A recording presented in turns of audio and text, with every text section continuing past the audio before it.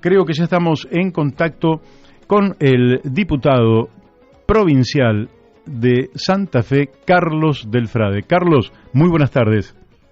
Hola Mario, buenas tardes, un gustazo hablar con vos, ¿cómo andás? Bueno, igualmente para mí es un gusto, que hace rato que no hablamos y bueno, siempre nos llegan a nosotros tus notas, porque además de ser diputado seguís escribiendo, seguís ejerciendo tus tareas de investigador, de periodista, de difusor, no solo de información, sino de opiniones, y entonces vamos a tratar de explotarte todo lo que podamos en el día de hoy, hasta donde el tiempo te dé a vos.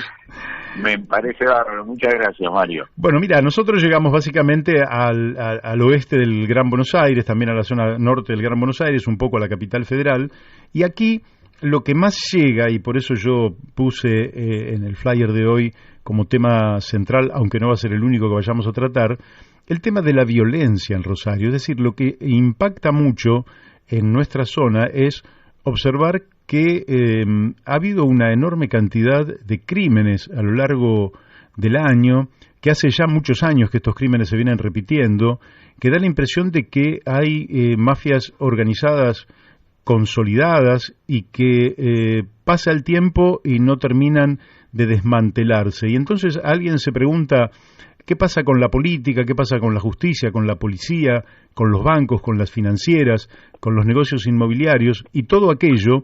Porque da la impresión de que es imposible que existan estas mafias y que aparentemente nadie da cuenta de las mismas en el orden de las instituciones. Decinos cómo está la situación y cómo es esa red. Sí, en realidad es un tema como todo que genera un proceso histórico que es lo que hay que marcar. Nosotros tenemos 3 fechas fundamentales, y tal vez una de ellas y la más importante sea el año 2013, porque en el año 2013 lo matan a quien era el líder indiscutido de la banda de los monos, una banda narcopolicial. Este también es un detalle no menor, las bandas siempre son narcopoliciales. A partir de ese momento se empiezan a producir una serie de venganzas que tienen como objetivo una doble meta. Por un lado, recuperar, entre otras cosas, el territorio usurpado o traicionado, y por otra parte, devolver el dolor que le produjo a la familia Cantero el asesinato del líder de los monos, como era el Pájaro Cantero.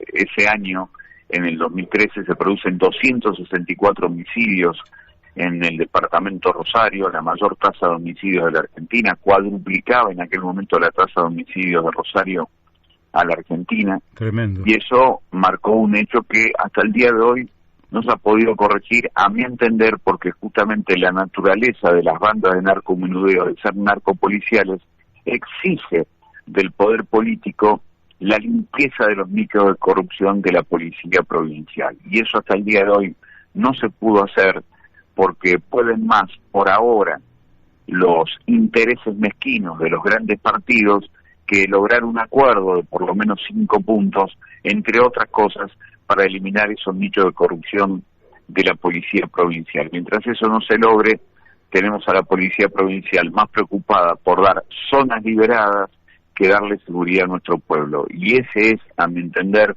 el problema básico que hace que se reproduzca la violencia, con un aditamento más.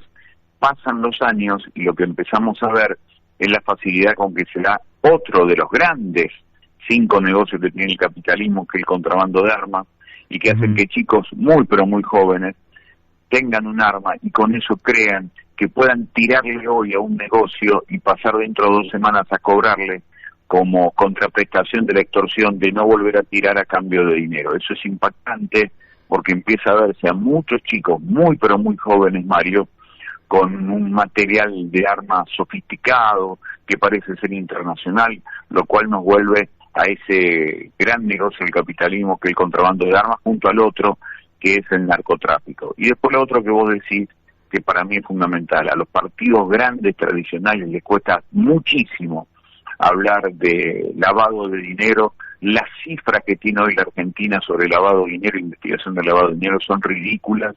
lo cual marca que mientras siga el negocio, que es la circulación de dinero, y el narcotráfico y el contrabando de armas son negocios, no se va a cortar ese flujo de violencia, especialmente en los barrios humildes de la ciudad. Ahora, el narcomenudeo implica movimiento de billetes, porque eso me parece a mí que nadie va a hacer una operación de narcomenudeo con una tarjeta de crédito o de débito. Ese dinero luego tiene que canalizarse, porque si es voluminoso, tiene que canalizarse a través del sistema financiero. ¿Cómo ocurre esa operación? ¿Cómo nadie la puede seguir? ¿Cómo nadie la puede detectar? Hoy hay una información al respecto en donde un ex jefe de la barra brava de News, el Coto Medrano, un hombre que fue asesinado en Granadero Baigorre el año pasado, cambiaba justamente el dinero que contaba a partir del narcomenudeo en una financiera de pleno centro de la ciudad de Rosario que se llama Cofirco, y allí hoy fue detenido uno de los integrantes del directorio de esta financiera, por primera vez en mucho tiempo que no caía un integrante de una financiera. La detención es mínima porque va a poder salir en libertad seguramente, pero más allá de eso es la primera vez que esto sucede, porque efectivamente la cuestión de lo que significa el lavado de dinero es llevar gran cantidad de dinero al contado, cambiarlo por dólares, especialmente en el centro de la ciudad. Lo que queda claro una vez más cómo es la geografía de este delito absolutamente clasista que es el narcotráfico. La sangre joven derramada en los barrios y en el centro de la ciudad el lavado de dinero así, en casa de cambio, en mesas de dinero, en todo aquello que genera justamente el lavado de dinero. Mientras eso no se corrige, insisto, todo lo demás termina siendo papel picado o termina siendo un gran negocio para las empresas que venden tecnología de seguridad al Estado cada vez que se declara una emergencia en seguridad que por el término de un año hace que el Estado provincial compre lo que sea como para hacer una especie de culbito para la tribuna, para hacerle ver a la gente que están haciendo algo cuando compran cosas que en realidad son más o menos útiles, pero lo más útil sería un acuerdo político para terminar con el lavado de dinero e, insisto, con los nichos de corrupción de la policía provincial que tiene a su cargo el control de los territorios. Claro, porque en general, con una tarea de inteligencia, la información sobre estas organizaciones, la policía la debe tener, de manera que efectivamente uno no puede pensar que la policía no conozca cómo son las redes de estas organizaciones, porque aparte acá ocurre en el Gran Buenos Aires, Carlos. En el Gran Buenos Aires yo creo que yo personalmente estoy convencido, porque aparte me lo dijeron, y me lo dijo gente de adentro, que es la propia policía la que administra el suministro de droga y el tráfico de droga, y que hay menos violencia porque son respetuosos de la cuadrícula. Fíjate vos, ¿no? Sí, eso a mí me parece que es así, porque la estructura del desarrollo del narcotráfico en la Argentina, y yo ahí voy a la segunda fecha que te quería marcar, que es el 24 de abril de 1978, plena dictadura militar, a 2 meses del Mundial de Fútbol. El primer cargamento de cocaína son 200 kilos que llega a la zona franca del puerto de Rosario de Bolivia. Ahí es un acuerdo entre la dictadura de Videla, por un lado, y la dictadura de Banzer de Bolivia. Llegan 200 kilos de cocaína, va a recibirlo Emilio Eduardo Macera. Ahí se inaugura el negocio, y el negocio se inaugura de esta manera, de arriba hacia abajo, es decir, como un negocio paraestatal del Estado, en este caso el argentino y el boliviano, cooptados por dictaduras militares. Eso es realmente impresionante, y es a partir de ese momento que el desarrollo que tenemos en Argentina, especialmente en las 5 grandes provincias, Buenos Aires, Santa Fe, Córdoba, Tucumán y Mendoza, son bandas narcopoliciales siempre. Como vos decís, como vos bien marcás, en la bonaerense lo que se ha dado en todo caso es un improvisamiento de zonas para que no haya disputa de territorio como sí existe en la provincia de Santa Fe. Y ahí han gobernado distintos colores políticos a lo largo de los años, porque eso Rosario, por ejemplo, había empezado con Usandizaga, que era radical, Bernet en la provincia, que era peronista, pasaron los años, el socialismo estuvo muchos años en Rosario, después en Santa Fe, ahora está Pablo Hapkin en Rosario, Omar Perotti en la provincia.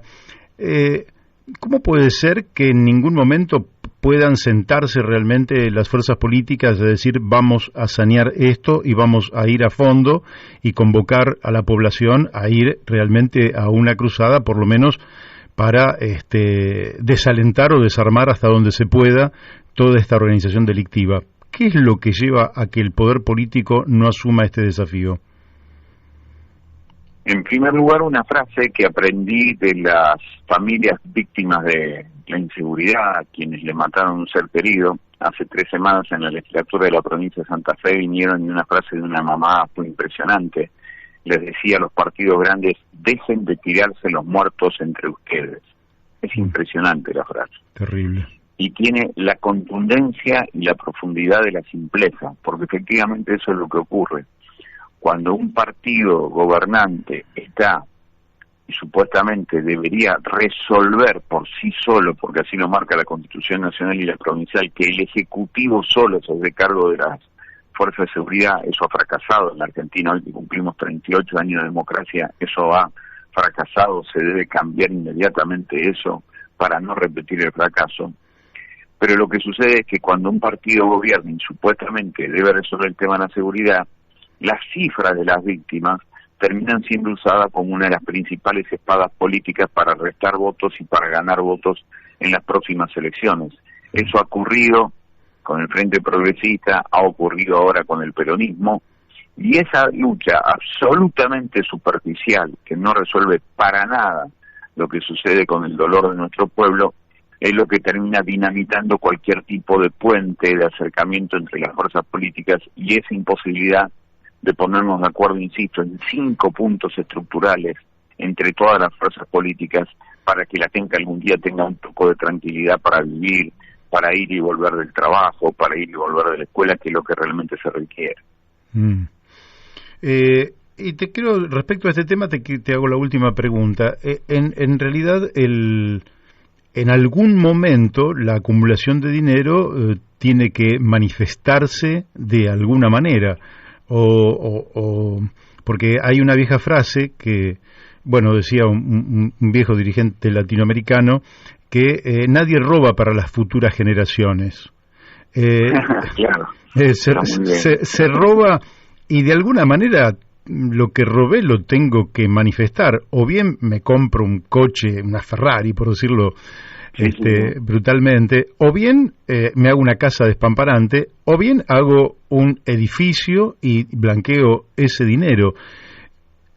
¿Hay manera de que se visualice por dónde se materializa finalmente ese dinero?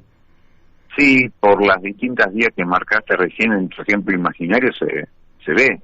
Los autos de alta gama, el desarrollo inmobiliario, que es bastante obsceno en Rosario, porque a partir del año 2007, que es la tercera fecha que hay que tener en cuenta en esto de la historia política del narcotráfico en la Argentina, porque el año 2007 es el año en donde la Junta Interamericana de Fiscalización de Estupefacientes, que depende de Naciones Unidas, hace que Estados Unidos y Canadá le prohíban a México la importación de efedrina, que es fundamental para la construcción de metanfetamina.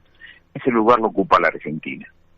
A partir de esa ocupación en el planiferio del negocio multinacional del narcotráfico, en la Argentina no solamente se multiplica por 100 lo que se importaba por efedrina, por eso después el secretario de Lucha contra el Narcotráfico de aquel momento, José Ramón Granero, termina procesado por haberle vendido 20 toneladas de efedrina a los carteles mexicanos, sino que también se comienza a democratizar el consumo de cocaína y la exportación. La Argentina hoy es la tercera exportadora de cocaína de América del mundo y la segunda en metanfetamina. Eso es impresionante. Generalmente son números que los grandes partidos, insisto, no marcan. A partir de eso, lo que se da es que a partir del año 2007, boom inmobiliario en Rosario, y con esta obscenidad. Hoy hay 60.000 familias con necesidades habitacionales dignas en Rosario, y hay 70.000 departamentos vacíos, la mayoría de los cuales fueron construidos justamente en los últimos tiempos, demostrándose que uno de los lugares por donde va el flujo del narcotráfico tiene que ver con esto del desarrollo inmobiliario, de hacer casas de última generación para que nadie viva, sino para lavar dinero. Ahora te dije que era la última, pero era la anteúltima. Ahora, por estos micrófonos, un analista internacional, Eduardo Bior, nos habló sobre la imposibilidad de tener confianza en la DEA. Vos acabas de decir del narcotráfico ya ahora desbordando la Argentina como una red de naturaleza internacional, y mucha gente piensa que la DEA está armada por los Estados Unidos para combatir el narcotráfico, y él dice, y nos dio algunos elementos. Hace muchos años saltó el tema de los Contra de Nicaragua, ¿no? Sí. Y entonces, ¿qué ocurre? Dice que hay agencias de los estados que necesitan manejar dinero en negro, que no puede ser justamente dinero presupuestado, que en definitiva de una o de otra manera puede tener algún tipo de control, sino que necesitan manejar dinero en negro, y que ese dinero en negro lo logran justamente supervisando, administrando y organizando el narcotráfico. Esta versión que nos dio este analista, ¿vos la observás como factible, como observable, digamos, que no podemos confiar, digamos, en supraorganismos extranjeros en la idea de terminar con el narcotráfico? Sí, absolutamente. Cuando Richard Nixon crea la DEA, el 1 de julio de 1973, se hizo con la excusa de combatir al narcoterrorismo. Era una especie de segunda etapa de la doctrina de la seguridad nacional. Se llamó en aquel entonces la doctrina de seguridad continental, con la excusa de combatir el narcotráfico. Eso generó desastres en poblaciones enteras, como México, como Colombia, como Brasil, como Paraguay, como Perú, como Bolivia, y la DEA efectivamente se terminó convirtiendo en el organismo estadounidense que regula fundamentalmente quiénes son los exportadores de las sustancias vinculadas a los psicoactivos hacia Europa, fundamentalmente lo que pasaba con la marihuana, con la cocaína y ahora también con la droga sintética. Sí, yo creo que la DEA está, por sobre todas las cosas, para la regulación del comercio, del narcotráfico de América hacia el resto del mundo. No está para darle seguridad a la gente, además está junto a la CIA en el trabajo permanente de generar más control social que seguridad. Por eso aquellos que se presentan como los oficiales de las Fuerzas de Seguridad Nacionales, como por ejemplo Gendarmería, que trabajaron para la DEA, hay que tener muchísima atención porque trabaja más en la idea de eliminar el conflicto social y no el desarrollo de negocios que terminan siendo muy violentos, especialmente en la disputa de territorio, como pasa en Rosario. Uh-huh. Tengo una pregunta que en realidad te la tendría que hacer escuchar, pero la voy a sintetizar quizás mal, de Nahum Klicksberg. Nahum Klicksberg, sí. Lo ubicás. Lo él te quería preguntar, y tengo ahí, pero no vamos a escuchar bien la grabación, por eso la voy a tratar de expresar yo. Dice que en algún momento vos has dicho que por los puertos de Rosario, ya nos vamos corriendo del tema de la droga, vamos al tema de las exportaciones de granos, de aceites, etcétera, que se producen en aquellos puertos, hay una evasión cuantiosa.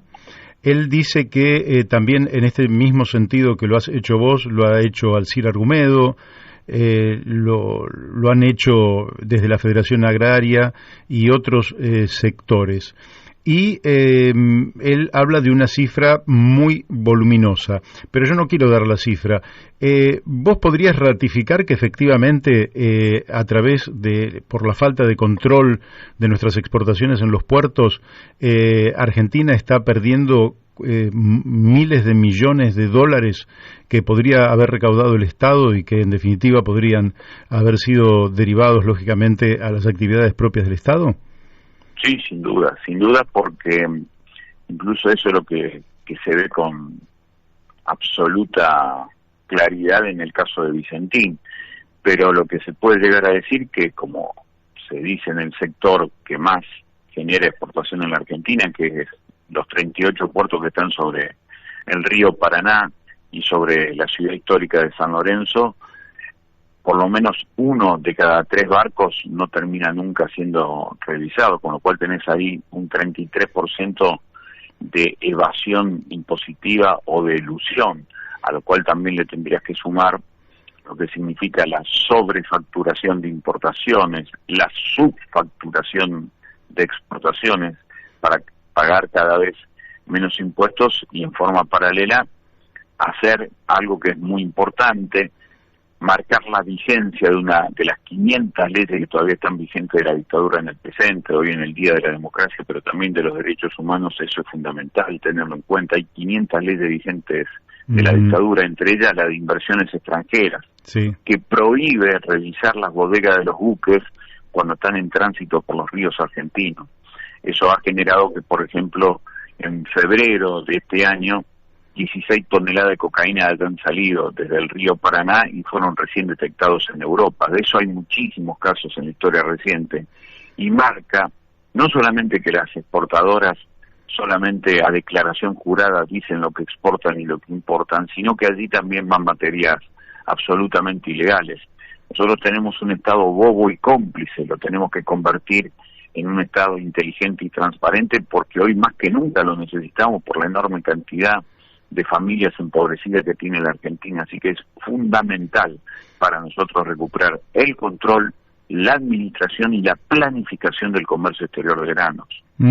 Y vos, en el caso de las exportaciones de granos, ¿en qué nivel, porque lógicamente al ser operaciones en negro no se pueden registrar y el INDEC no podría tomar nota al respecto, pero haciendo una aproximación, ¿cuánto dinero dirías vos que se evade en dos niveles? Por un lado es lo que se exporta y no se paga por impuesto, pero por otra parte lo que se exporta y divisas que no se declaran en el país, de manera que hay una doble acción sobre la Argentina que por un lado se priva el Estado de tener una recaudación impositiva, pero por otro lado se priva de tener los dólares correspondientes a una exportación que tiene absolutamente que ver con la fertilidad de nuestra tierra. Quiere decir que no se puede decir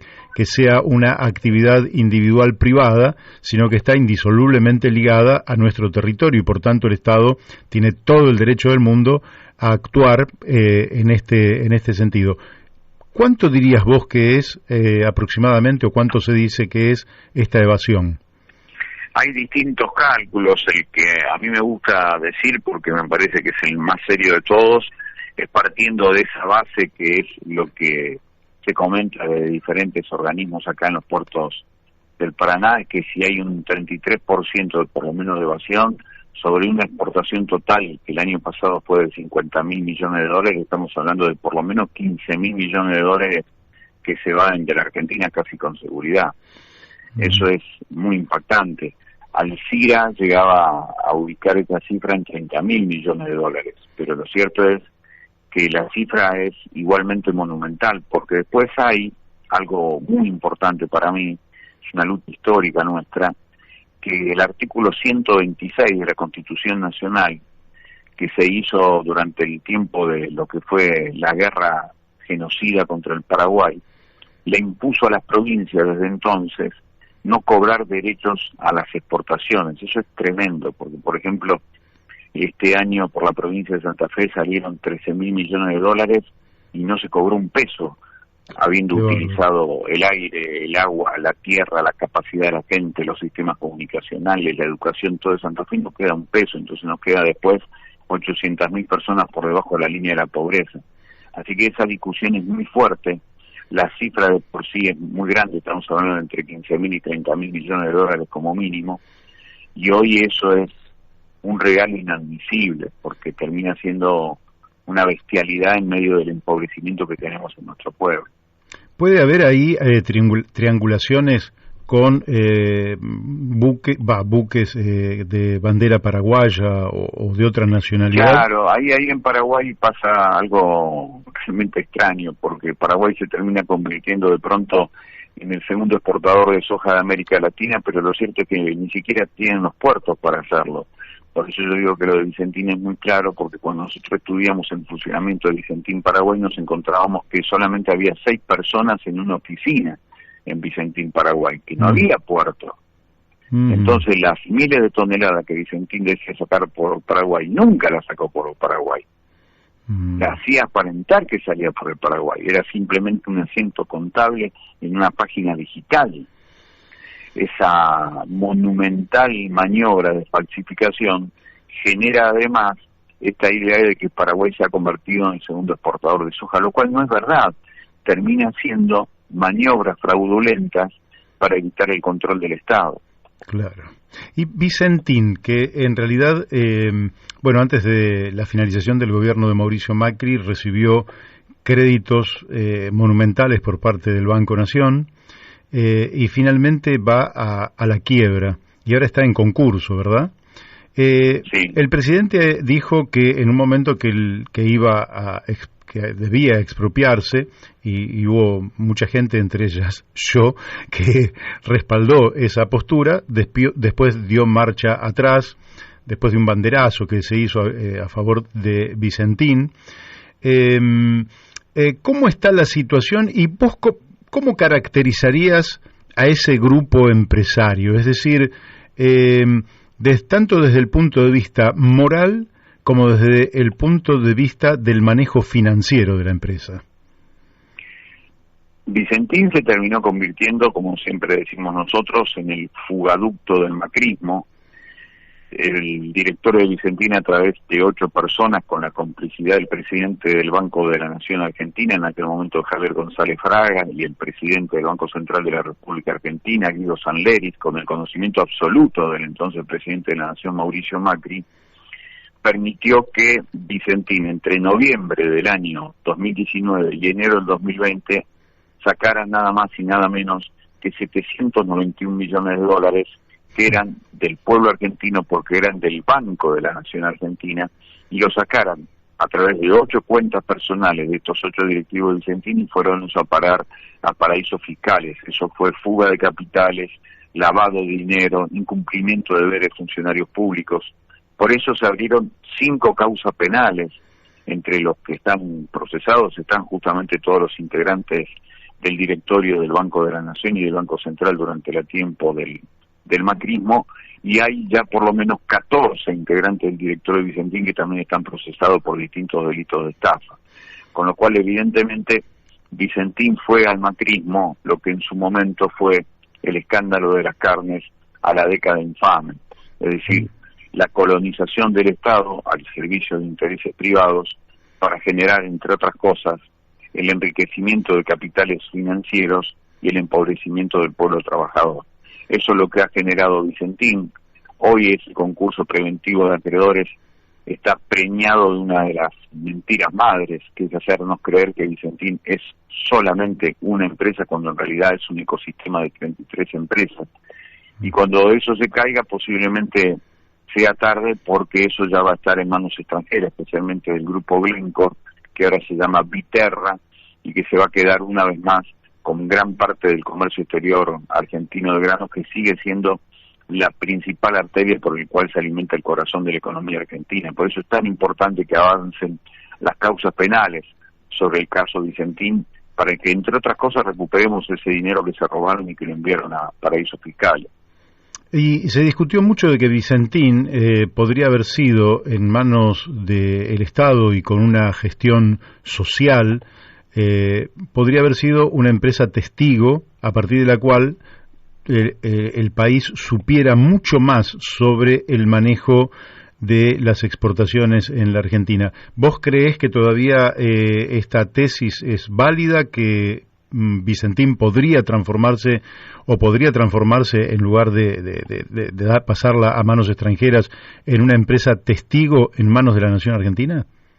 Sí, yo estoy convencido que Vicentín tiene que ser una empresa pública con participación mayoritaria estatal por la deuda que tiene Vicentín con el Banco Nación, pero con la participación de trabajadores, de productores, de cooperativas, de universidades públicas, para hacer algo distinto y superador de esa otra también antinomia bastante falsa de capital privado y capital estatal, porque haríamos algo transparente, diferente, eficiente, y salir realmente de ese brete que generalmente la historia nos ha puesto. Entonces me parece que sería algo realmente muy importante, porque la presencia estatal por lo menos garantizaría la defensa de los intereses nacionales, y por el otro lado la presencia de las universidades, la presencia de las cooperativas, de los trabajadores, también garantizaría el interés privado, y las universidades la transparencia. Me parece que sería algo distinto, nuevo, que nunca se hizo y que sería muy importante empezar a hacerlo. Bien, relacionado con porque efectivamente es un ecosistema, ¿no? Ahora hemos hablado de toda la parte que está sobre el terreno, por decirlo así, firme, la tierra firme, pero todo esto está de cara al Paraná. Y el Paraná, por donde salen todas estas riquezas del país, para que puedan entrar esos grandes buques, ha sido dragado de manera sistemática, y esto ha traído una enorme cantidad de consecuencias. Una de esas consecuencias es que en el léxico de mucha gente se ha transformado el Paraná en una hidrovía, cosa que es un dislate porque no es una hidrovía, es el río Paraná. Y al mismo tiempo lo han transformado culturalmente en una hidrovía, le han causado un impacto tremendo a través de este dragado. ¿Qué nos podés informar, vos que sos diputado en Santa Fe y que venís siguiendo de cerca todo este tema, sobre el impacto ambiental que viene teniendo el dragado del Paraná? El dragado y sobredragado, Mario, porque incluso en los últimos pliegos de las licitaciones para justamente concesionar la explotación del dragado, balizamiento y peaje del río Paraná, ya se habla de sobredragado, con lo cual ese sobredragado tiene que ver con los intereses de las multinacionales que impusieron este modelo extractivista en la Argentina. Ese sobredragado ha generado desbarrancamientos en el río Paraná. Tal vez el más fuerte ocurrió a mediados de este año, cuando se cayó una parte de lo que se conoce como el Parque España, en el centro de la ciudad de Rosario. Pero los menos conocidos, en la zona de Islas, ha generado una afectación muy pero muy fuerte a la biodiversidad del río Paraná, que todavía no ha sido calculado. A eso hay que sumarle lo que significó la destrucción del 18% de la selva amazónica de parte del gobierno de Bolsonaro, cuando permitió la explotación minera, la explotación también agropecuaria que se está haciendo en el Amazonas, dicho y admitido por los propios ministerios de Brasil. Eso generó la desaparición de lo que se llaman los ríos voladores, lo que alimenta de agua al río Paraná, que tiene casi 5.000 kilómetros de largo y casi 1.800 en la zona del Brasil. Y entonces se produjo por tercer año consecutivo una bajante que nadie había calculado el Paraná, porque siempre la teoría, la especulación, la hipótesis sobre la cual se trabajaba era la creciente, la inundación que podía producir el Paraná. Así que todos estos hechos, que son políticos, económicos, planificados, producen una destrucción de la biodiversidad que realmente sus resultados hasta ahora no están mensurados, pero son muy graves. Por eso nosotros decimos que es fundamental recuperar soberanía ambiental y soberanía económica para intentar democratizar algo de la felicidad en la Argentina. Nos parece hoy la consigna del momento. Si no se vuelve a tener soberanía sobre la biodiversidad, es muy difícil adquirir otra soberanía.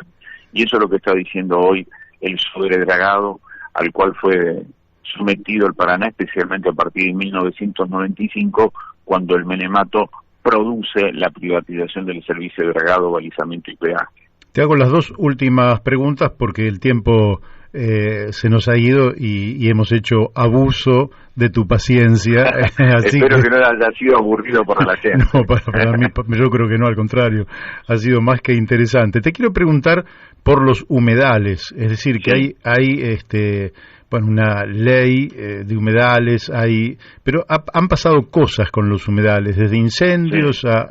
Contanos un poquito cómo está esa situación. Nosotros hemos sufrido en los últimos 5 años la pérdida de miles de hectáreas por lo que significa el incendio provocado e intencional por distintos intereses económicos. El interés económico de desarrollos inmobiliarios en la zona de humedales, el desarrollo de feedlots clandestinos para criar ganado en la fila, porque como hay soja hasta la maceta, ahora la pampa la trasladan a la fila.